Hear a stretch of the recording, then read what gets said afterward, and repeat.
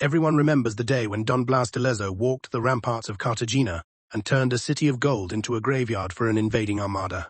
It was 1741, in the swollen heat of the War of Jenkins' Ear, when Britain and Spain fought for supremacy of the Caribbean and the riches that flowed from the Americas.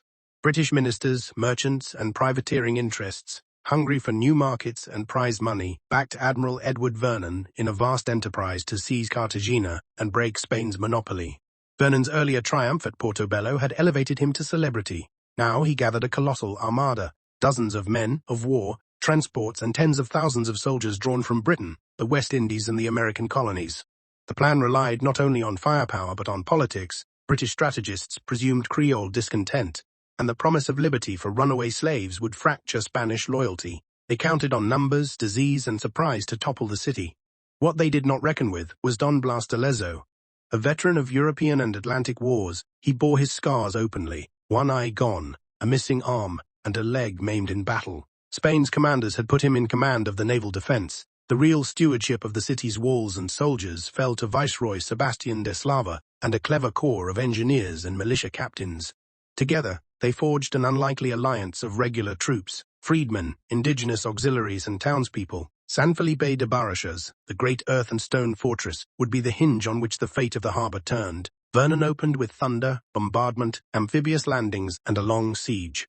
British ships pounded the outer forts, while storming parties probed the landward approaches. The attackers believed their numerical superiority would overwhelm the defenders, yet the Spanish strategy was patient and surgical.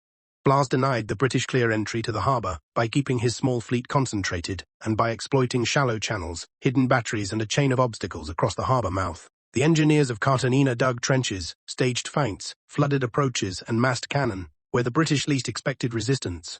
The drama reached its peak in a night assault on San Felipe. British forces attempted to scale the starved slopes under cover of darkness, aiming to drive a breach through the city's backbone. The defenders, forewarned and ready, counterattacked relentlessly. Local militia funneled into Sally Port's muskets and grape shot tore through the columns. Disease, especially yellow fever and malaria, then struck the invaders with merciless efficiency.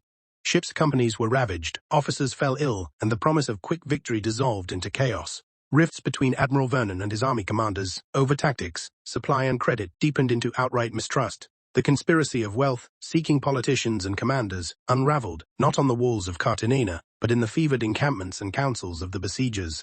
When Vernon finally withdrew, he left behind heaps of dead, rotting moral authority and the bitter taste of failure. Cartagena remained Spanish. For Spain, it was an improbable triumph that secured the coast and bought years of breathing room. For Don Blas de Lezo, the victory was Pyrrhic, celebrated as a genius of defense. He succumbed soon after to the strain of the siege and his old wounds. History, however, would remember him as the one-man bulwark who turned an invasion that had been planned in comfortable rooms in London into an indictment of imperial overreach. The conspiracy to seize an empire's treasure had been simple to conceive but impossible to execute against united local resistance, harsh climate, and a commander who understood both sea and soil. Cartagena survived, and the failed expedition became a cautionary tale of hubris, disease, and the limits of power in the age of empires.